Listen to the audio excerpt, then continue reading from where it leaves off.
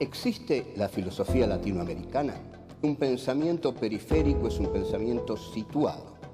Europa se arroja sobre América Latina la herencia de los pueblos originarios, los proyectos de nación, el porqué de este pensamiento, el rechazo al colonialismo, la unión latinoamericana, la lucha de clases en Argentina, países subalternos, marginados, que no han participado de la centralidad de la historia. América Latina, filosofía y colonialismo.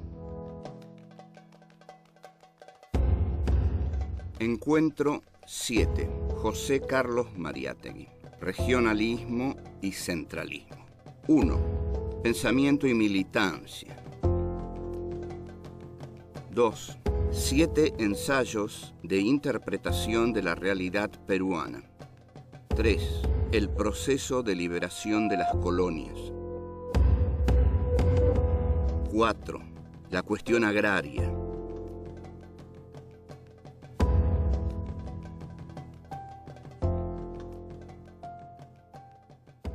'Este es el encuentro número 7 de nuestro cuarto ciclo, Filosofía aquí y ahora. El título de este cuarto ciclo es América Latina, Filosofía y Colonialismo. Y el tema de este encuentro es José Carlos Mariátegui, que es el gran filósofo marxista peruano, que a la vez es el más grande filósofo marxista de América Latina.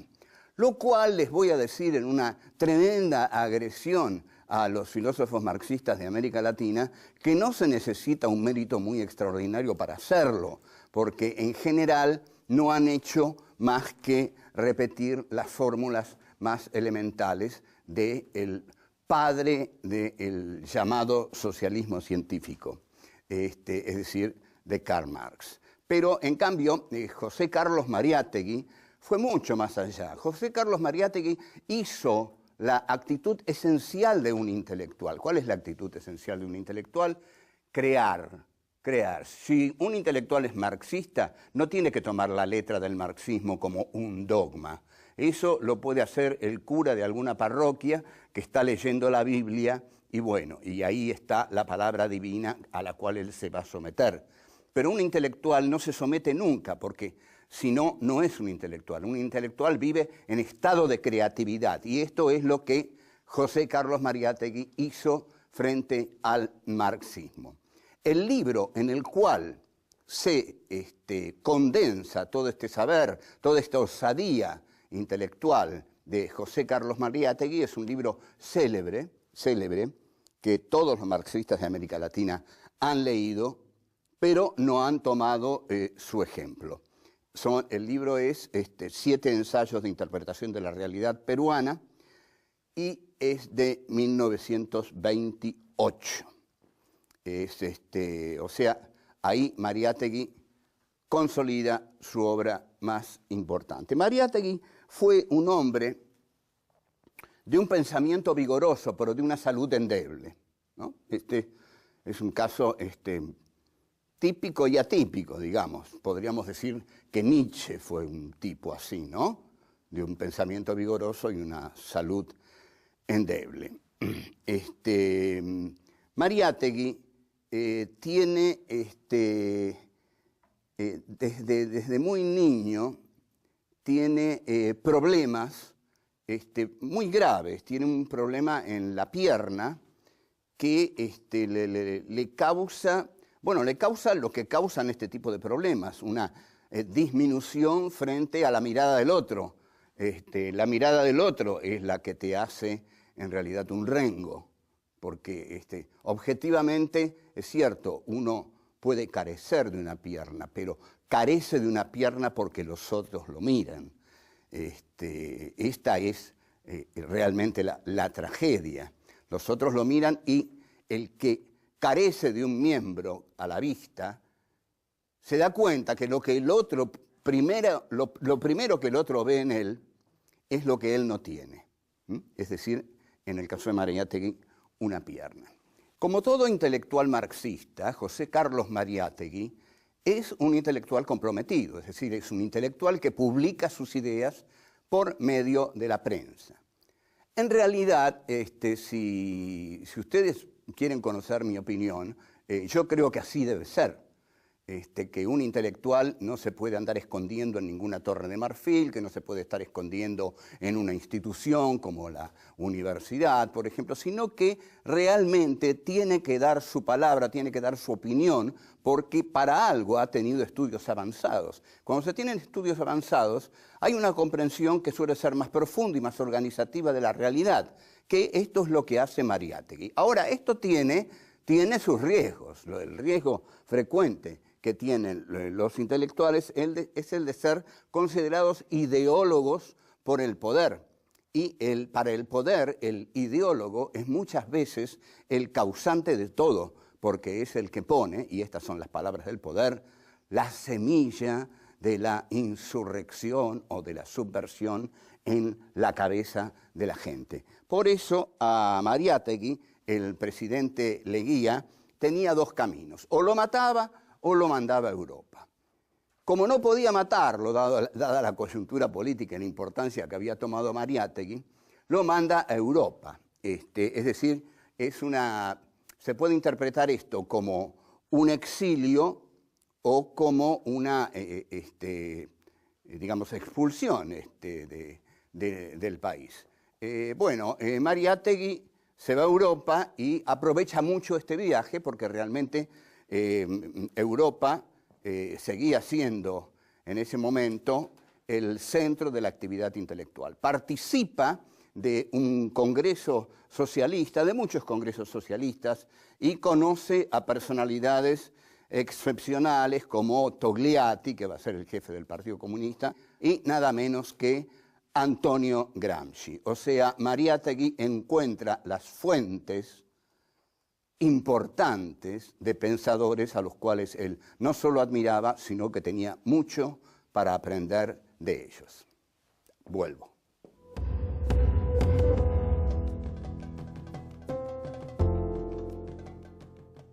El tema más apasionante que trata Mariátegui en sus 7 ensayos sobre la realidad peruana es el de las revoluciones de América Latina. En este sentido, su pensamiento es muy original. Esas revoluciones, dice Mariátegui, no fueron revoluciones. Lo que esas revoluciones constituyeron, fue salir de la órbita hispánica que realmente monopolizaba el comercio de las colonias de América Latina. Al monopolizar el comercio de las colonias de América Latina, estas colonias quedaban fuera del libre comercio de la modernidad del occidente capitalista. Entonces, para Mariátegui era comprensible que las clases que dominaban a todos estos países quisieran entrar en relación con los países que hegemonizaban este desarrollo occidental capitalista, que eran fundamentalmente Gran Bretaña, el Imperio Británico, y Francia. España, además, ya no podía abastecer a las colonias. España era digamos, una monarquía en decadencia, una monarquía más o menos que podría ser comparada con el amo hegeliano, una monarquía dedicada al goce y no al trabajo, y en este sentido se contradecía tremendamente con Gran Bretaña, que era un imperio dedicado por completo al desarrollo de la industria, a la conquista de los territorios que necesitaba para obtener mercaderías, materias primas para su industria. Entonces, al ver esto, Mariátegui se da cuenta que la cuestión de una América Latina unida no va a ser posible porque Inglaterra no lo va a permitir, porque Inglaterra, unida con las clases sociales nativas de los países americanos, no lo van a permitir. Esto quiere decir lo siguiente, y quiero ser claro en este punto, porque hay un librito de Alvarito Vargas Llosa que se llama Manual del Perfecto Idiota Latinoamericano. y su primer capítulo dice así: ellos son ricos porque nosotros somos pobres. No, es mentira. Alvarito Vargas Llosa es el perfecto idiota neoliberal, que además es de esos tipos que pobrecitos que son, digamos, los hijos de un grande y que ni siquiera tienen un nombre, por ejemplo, Álvaro, no, es Alvarito. Bueno, y Alvarito lo que dice es que la queja constante de los países de América Latina es: nosotros somos pobres porque el imperio es rico. No, no es así. No es así. Nosotros somos pobres porque las clases dominantes de los países subdesarrollados establecen un pacto neocolonial con el imperio. ¿Está claro esto? Porque esto hay que entenderlo bien. Establecen un pacto, vamos a tratar de entenderlo bien, establecen un pacto neocolonial con el imperio y en ese pacto neocolonial las clases hegemónicas de la colonia dejan de lado a todas las demás, ¿no? Que no entren en este pacto neocolonial. El pacto neocolonial entonces lo hacen las burguesías mercantilistas, improductivas e importadoras, porque no producen nada, importan todo, y las oligarquías terratenientes. Entonces, así es como se establece ese pacto colonial. Y bueno, en Perú lo que analiza además Mariátegui es el problema de los pueblos originarios, el problema del indio, porque ¿qué es lo que había originariamente en América Latina? Había indios. Por eso creo que dije en algún programa que el que no tenga de 1900 para atrás escrituras por las tierras que posee, las tendría que devolver porque es un robo lo que hizo.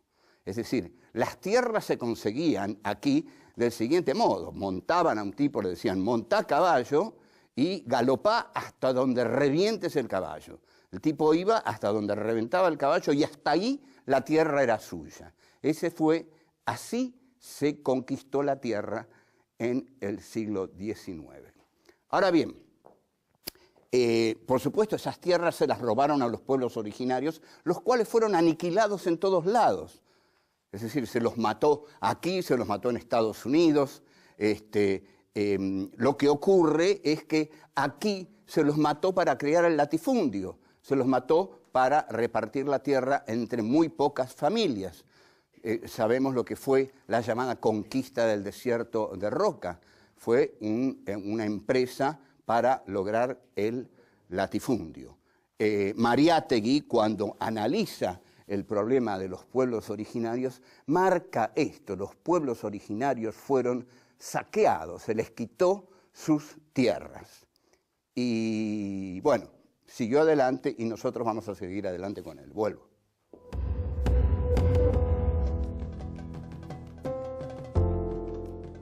En su obra fundamental, 7 ensayos de interpretación sobre la realidad peruana, Mariátegui hace una de las interpretaciones más osadas y más realmente exactas del proceso liberacionista de las colonias hispanoamericanas.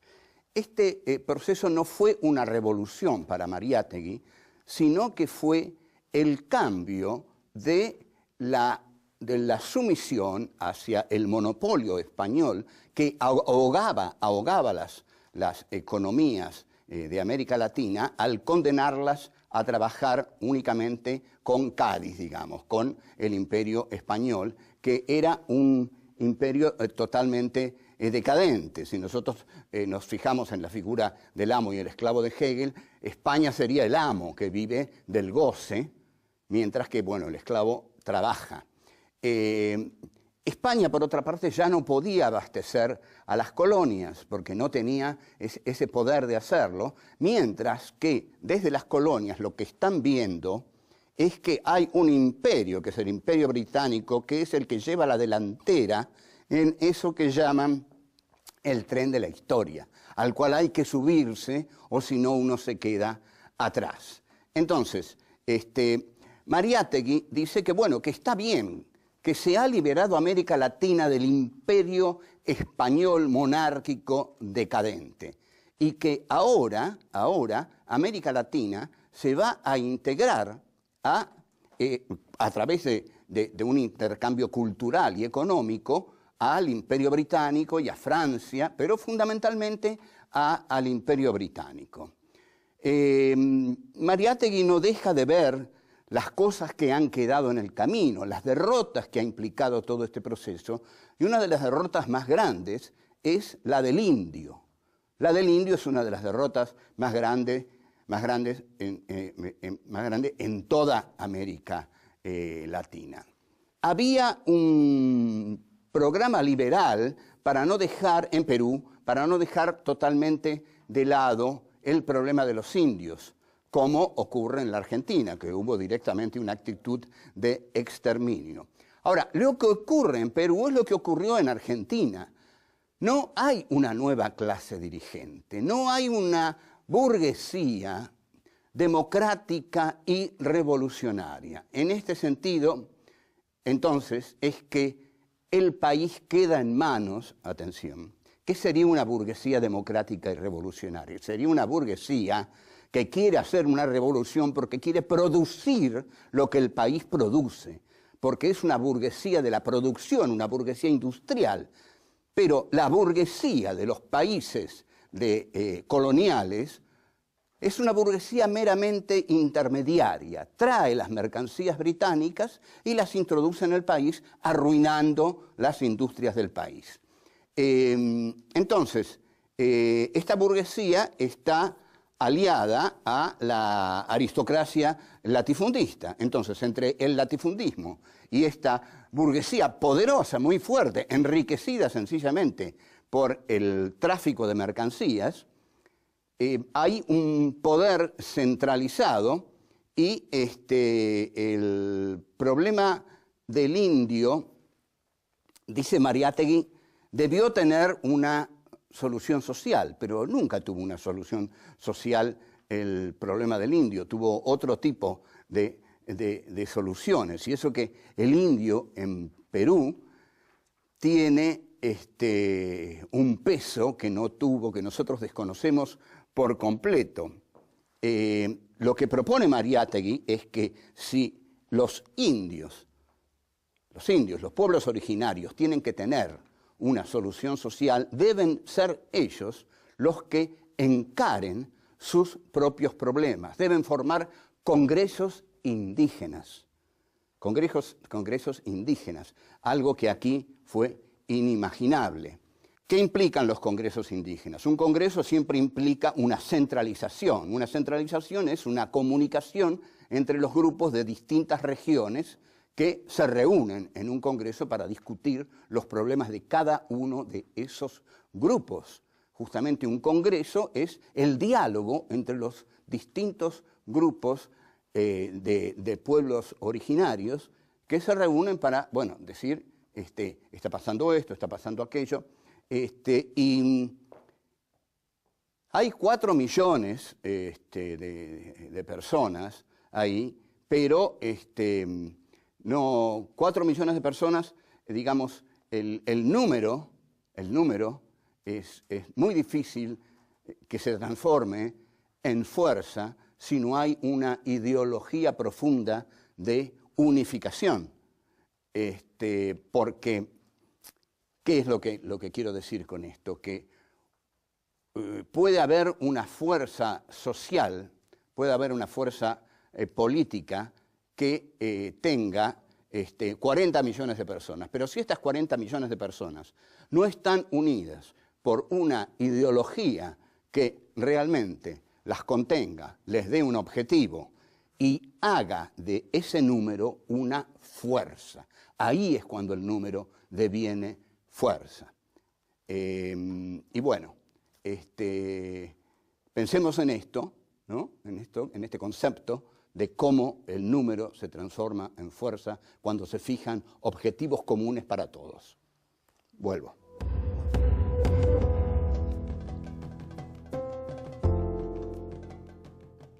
El tema fundamental que va a tratar Mariátegui en los 7 ensayos es el tema de la cuestión agraria. El tema de la cuestión agraria es un tema esencialmente injusto porque, por supuesto, siempre el tema de la cuestión agraria está mal resuelto en América Latina, porque la distribución de la tierra en América Latina es terriblemente desigual.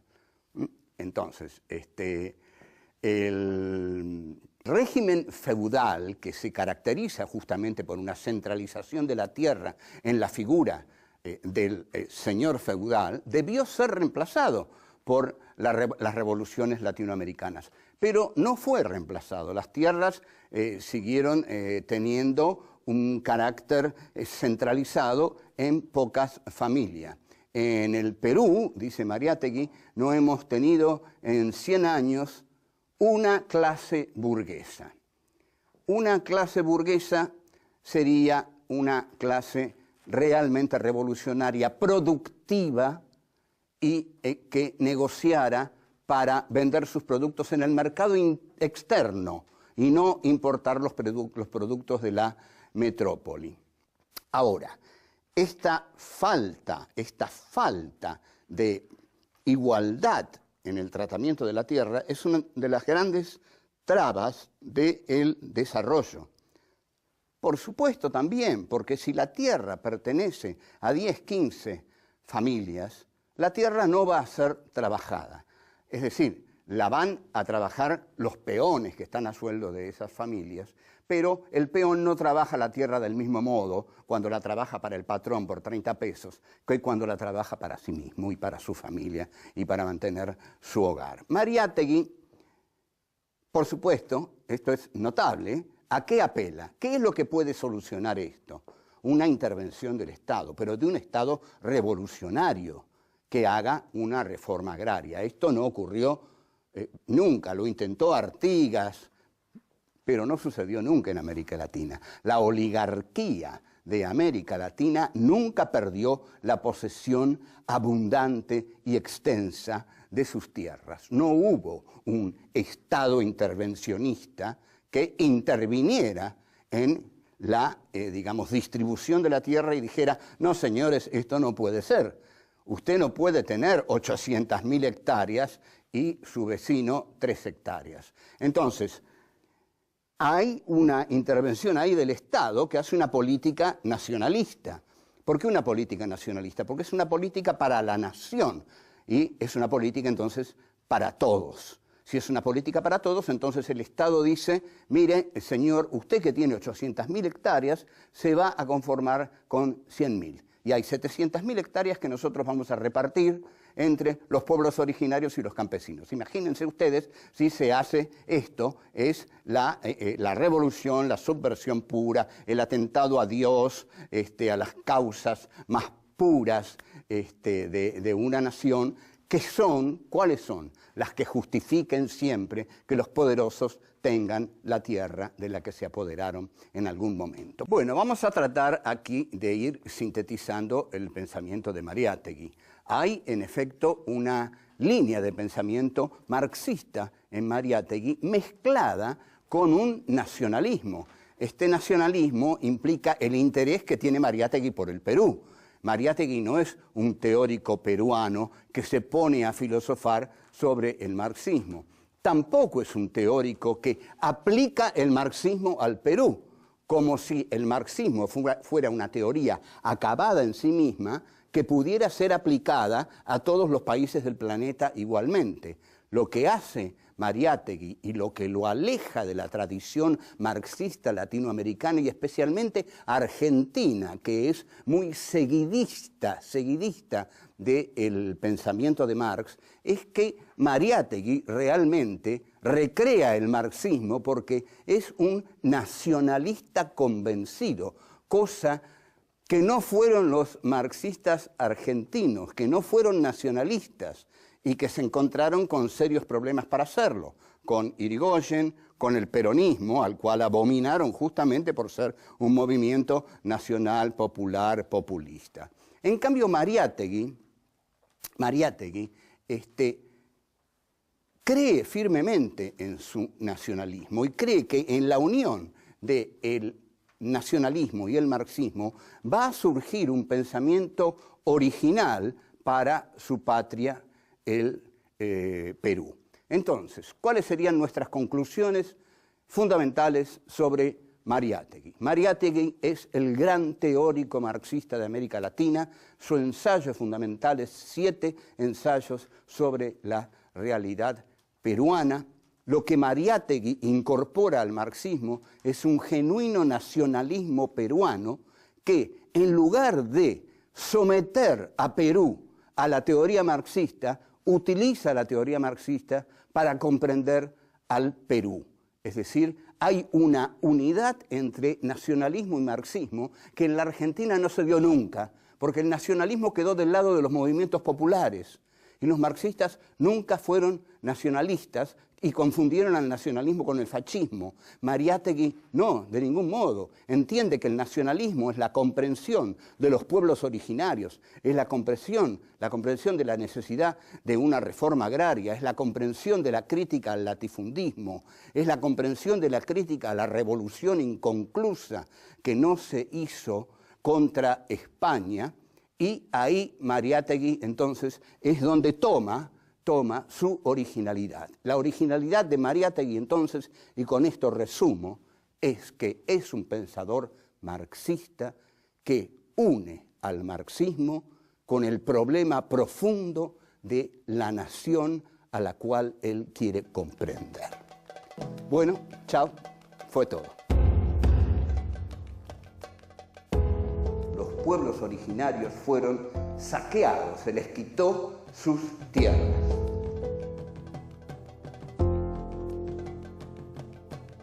Hay una unidad entre nacionalismo y marxismo que en la Argentina no se dio nunca.